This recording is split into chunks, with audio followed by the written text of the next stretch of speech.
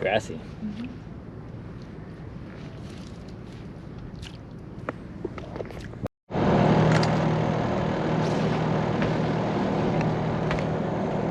Well, we're motoring up to the approach to the Detroit River, Upbound lane. And I say motoring because we don't have any wind right now, and the forecast just has a light wind onto the bow, not great for sailing, and the current can be up to 2 knots. So we're kind of expecting a slow up current, upriver motor slog today of about 30 miles or 25 miles. Not a lot to look forward to there, so I'm setting my expectations really low for the day, and you never know, something special might surprise us. Always trying to be the optimist. So we'll see. Early morning start, because at the end of this we're trying to get into a fuel dock before they close, or not, whatever, we'll see how it goes.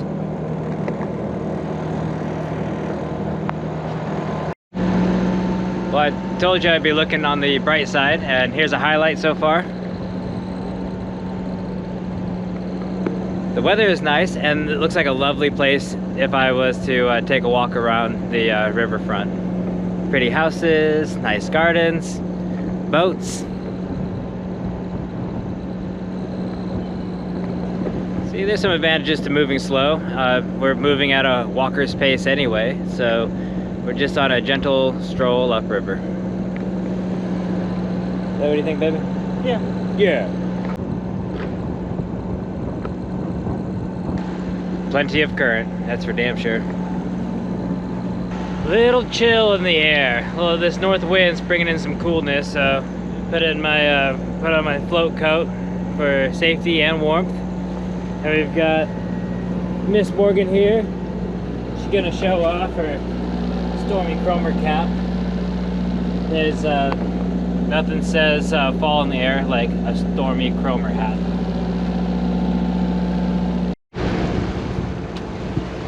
Industry. You're steel, you're welcome. Well, you ever seen a big bridge under construction? Well, you're about to. Look at this thing.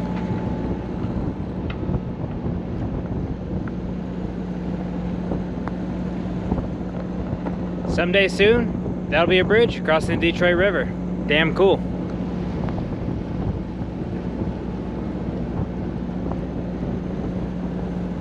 What about it's gonna be a lift bridge or tall bridge?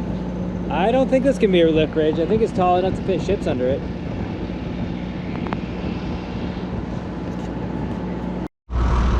On this side is the United States, and this side is Canada. I like how the top of the bridge, they've got artwork. I know you can't see it on camera, but I'll describe it for you. On the United States side, it looks like a celebration of soldiers and police officers. And on the Canadian side, we've got maple leaf, native people, and polar bears.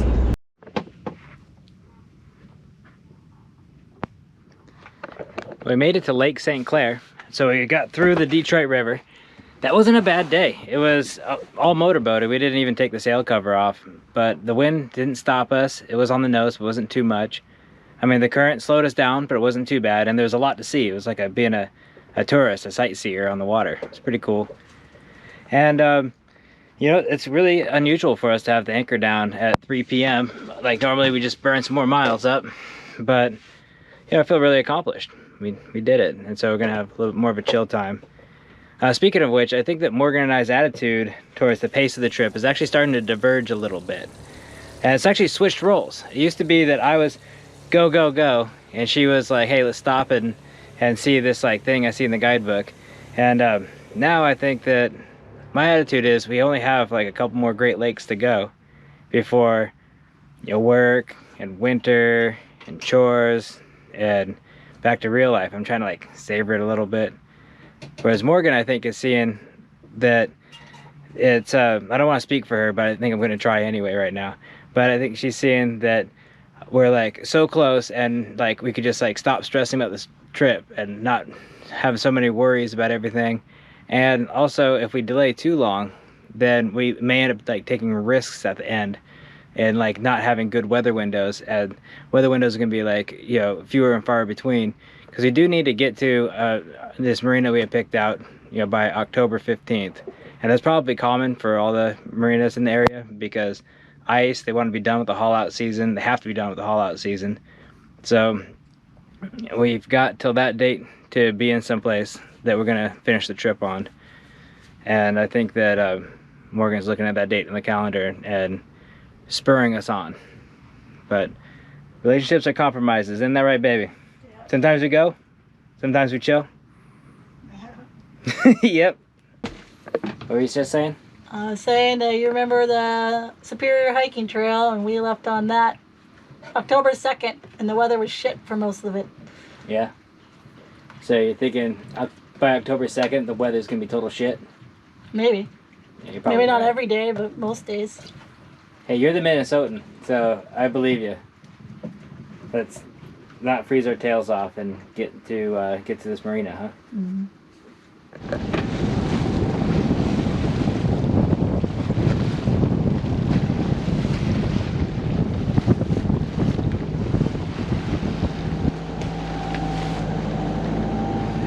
Well, like they say, ships crossing in the night, right? Yeah, so the reason why we're motorboat driving this thing in the dark is while the wind picked up a little bit, it's not like crazy, but the wind picked up a little bit, and it built up a pretty big sea because we're on the downwind side of Lake St. Clair, and all that wind was pushing waves into our boat and making it a really rocky, rolly kind of night. I got an hour nap and I realized that this wasn't going to be a sustainable way to sleep tonight. So we made the call that we're going to go to the other end of the lake, the end of the lake we were planning on going tomorrow morning anyway. If we're not going to sleep, we might as well make some miles. And there's an island up there that I think we can tuck behind and have some calmness, and that way we can get a better rest. So here we are, sloppy, wavy, windy, a little rainy. But it beats being angry in my bunk about not being able to sleep tonight. So that's a win. And another big win. Look what Morgan's doing down below. What are you doing, baby?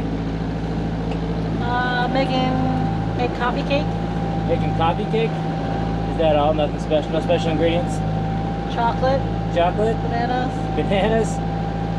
Yeah. So chocolate and banana coffee cake. That I don't know if you've ever had coffee cake with chocolate and bananas in it before, but I know Morgan's baking skills, and this is going to be a real treat.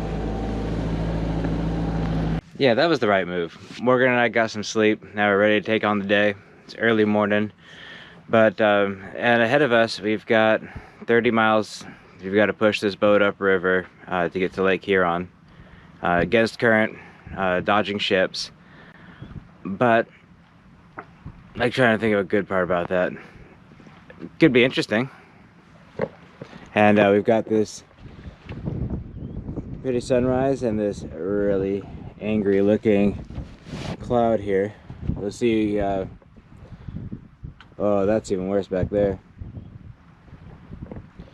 We'll see who wins out today, the sunbeams or the thunderstorm.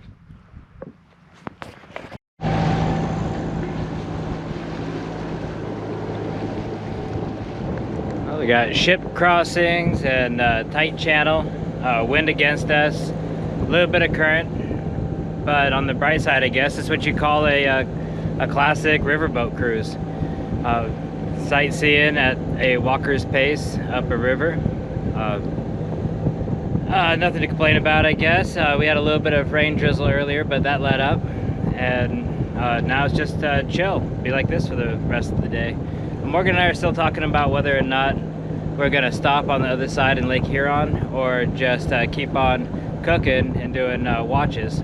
I guess we'll see what we feel like in about 30 miles when we're out of this river.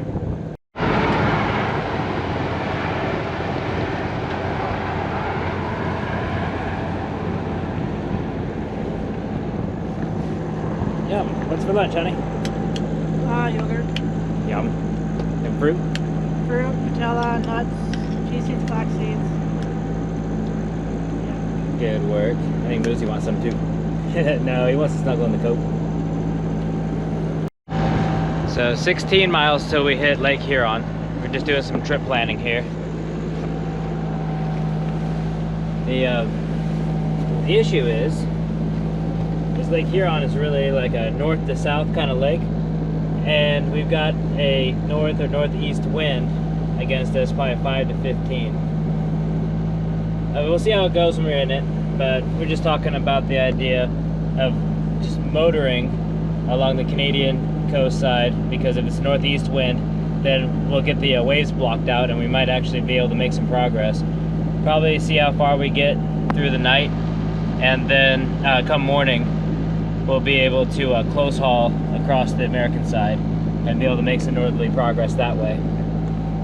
It's just it's a terrible strategy to try to motor your sailboat into the wind and into the waves. We'll go nowhere. But if we can get some of those waves blocked down, then we've got a chance. And then once we get a good angle to be able to get across the lake, the close haul would be the strategy. Just trying to sail upwind. Damn this opposing wind. And just kind of using all this other coastline just to help buffer. It's a lot of miles. Yeah, something it breaks my heart to say, because this is the part of the trip I was looking forward to the most, was Georgian Bay. Like, I wanted to sail in here and then, thread the needles around all these islands and have ourselves a vacation. Morgan is about on the verge of mutiny at this point.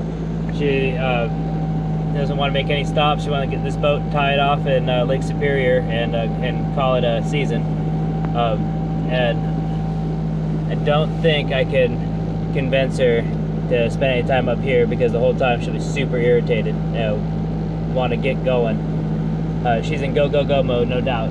So we're just going to try to eat up the miles and tear across these Great Lakes in the most efficient way possible, and get the boat tied up. And and I don't want to argue with her either, because this girl's got Lake Superior tattooed to her foot. She's a Great Lakes girl, and so she's gonna, it'd be foolish of me to try to push the issue, knowing that she probably knows best on this one, and we don't want to be out here when the real nasty fall weather starts. So prudent sailor, I guess, for safety's sake, we better keep moving.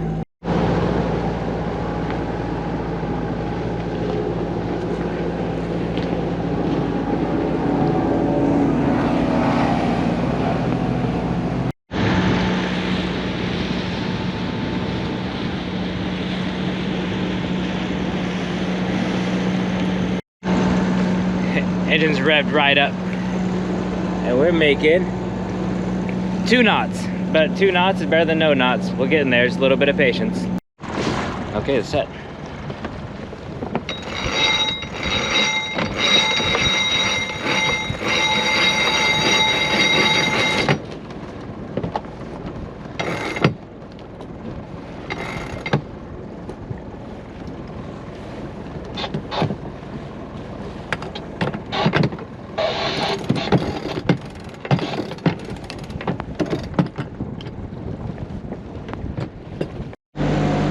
Still heading north on Lake Huron. There's nothing new to report. It's gonna be a pretty damn boring video if something dramatic doesn't happen soon, because we're just motor sailing north. Wind is light but against us, and so we're doing our famous point to sail, the motor pinch, where we keep that mainsail full, get a little extra stability, a little bit of speed boost. But if we're being honest with ourselves, it's a motorboat ride. And we're still just trying to get to north and get to a safe anchorage, because that wind forecast is scary. So we're making miles, heading north, and nothing but blue, fresh water all around us. What's on the menu tonight? Pizza. Pizza? Heck yeah, where are you getting the crust? It's just naan. Oh, naan bread. Naan bread pizzas, mini pizzas. Look at all those veggies coming down. Looking forward to that.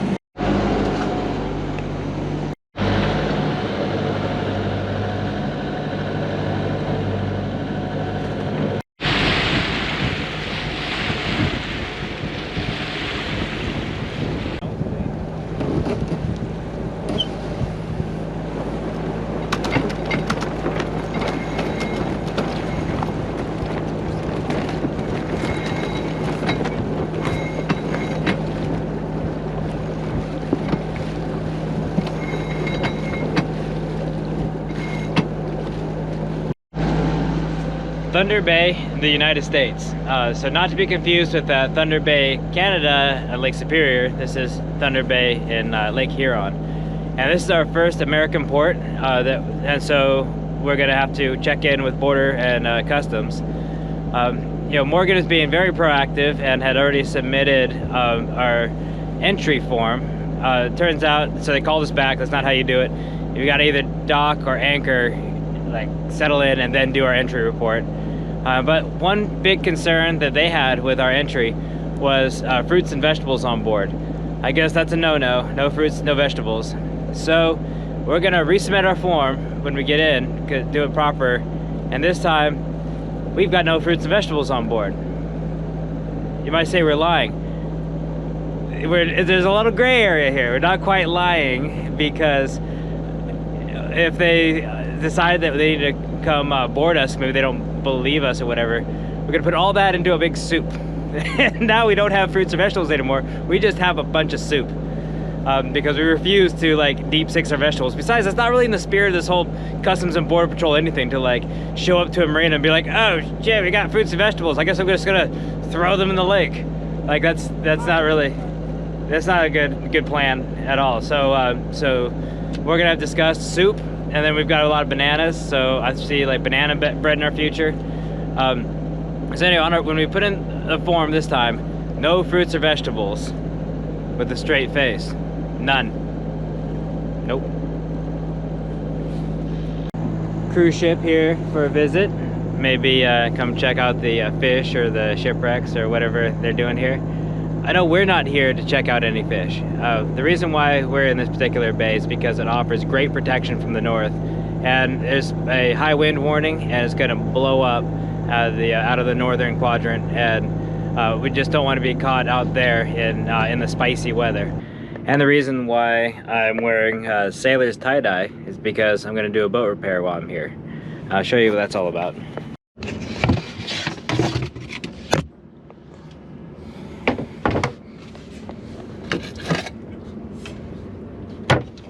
Here's the top of my rudder post, and it's a pretty cheesy setup because it's just a hole, and here's my core.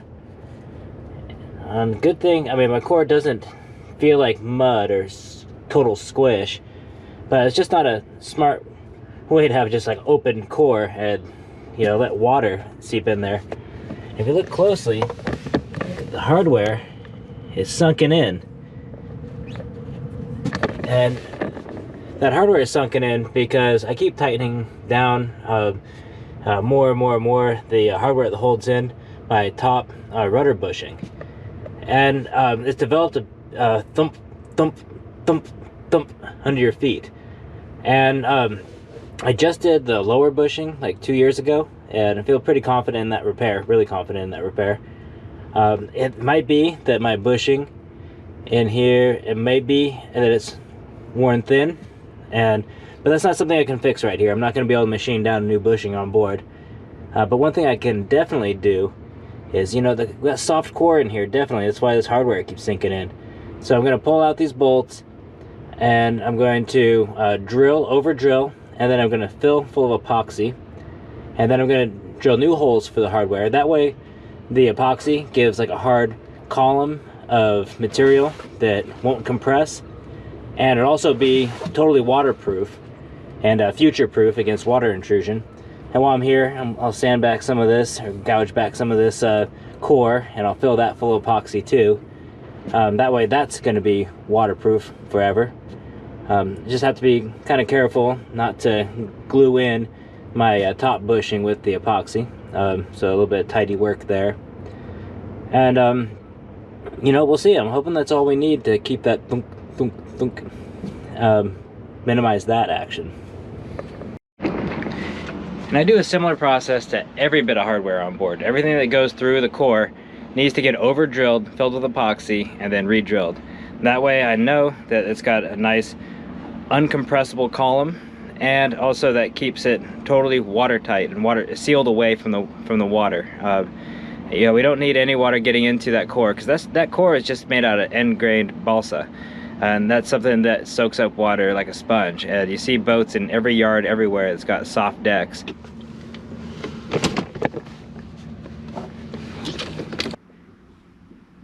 steering gear. What I'm gonna end up doing here is I'm gonna take off that autopilot clamp to the rudder post.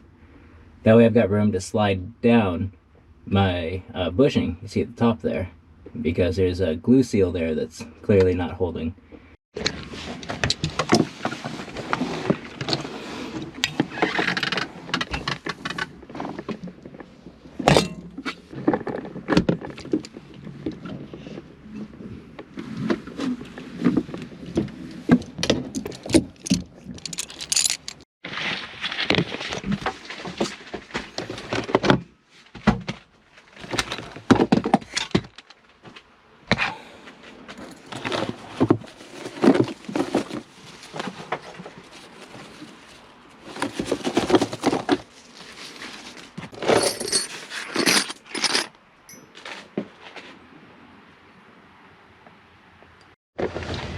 Well, Morgan put this little canopy overhead. We've got a few raindrops today, but just 10% chance of rain, so I'm going for it.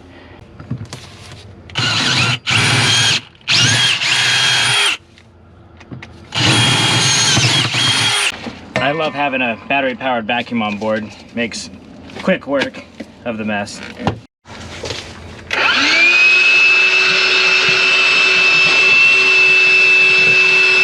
I haven't completely decided what I'm gonna do about the core around the circumference of the circle. Yeah, I'm gonna start with just a little 60 grit sandpaper and see if it comes out pretty good, and then that way I can just get some epoxy to stick around the edges, sealing water out of it. But if I start getting in there and that core starts looking kind of muddy or rotten, I'm gonna have to pull a bunch of core out. Inspecting it from down below, there's no paint or gel coat or anything, so I can just see right through the clear fiberglass layer. And the core all looks really fresh as far as the eye can see. But let's see if it holds up in sanding, and we'll cross that bridge when we come to it, as they say. So I'm giving it a swipe of acetone in between rounds of sanding. That's going to help clear out the gunk, keep my sandpaper a little fresher, and pull some of the moisture out, giving the epoxy something to grab onto. I think the core around the circle looks pretty darn good. What do you think?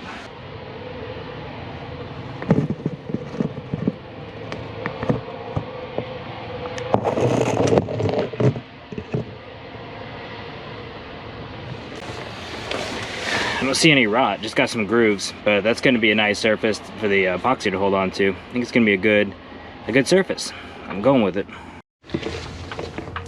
So I've stuffed a t-shirt in there all the way past the holes. That'll catch any stray drips. Yeah, so I'm going to plug the bottom of these holes with duct tape, just seal it off. That way it's got something to catch the epoxy coming through. But any kind of tape would do. I'm not really picky on that.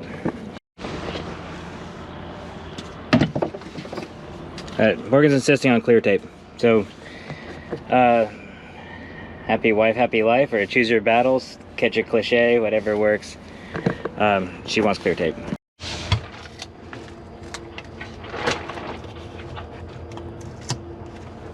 And now for the gloopy part, epoxy.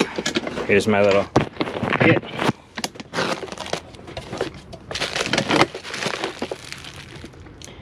So we carry on board both Marine Tex and G-Flex. I like West Systems G-Flex quite a lot because it's versatility. It'll be both in a place that requires some principle of flexing. Flex is in the name, but it's just as good for just about anything. So wherever I need epoxy, G-Flex, if I just choose one, is the one I choose to carry on board. So here's a trick I learned on the Great British Baking Show. So you mix the resin and the hardener in equal parts, 1-to-1 ratio, and I'm gonna mix it instead of in a cup in a bag of old tortillas bag, and then I'm gonna use it, cut the corner, and I'm gonna squeeze it in like I was decorating a cake.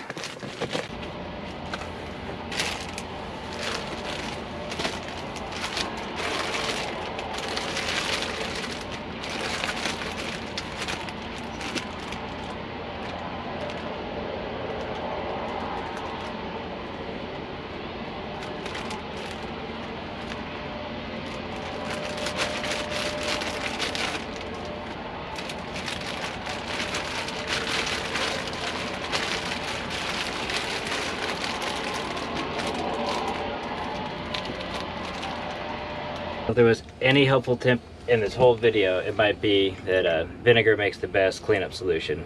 It takes off uncured epoxy really well, off the hands, off the tools, off the boat. Well, epoxy set, so let's drill, baby, drill.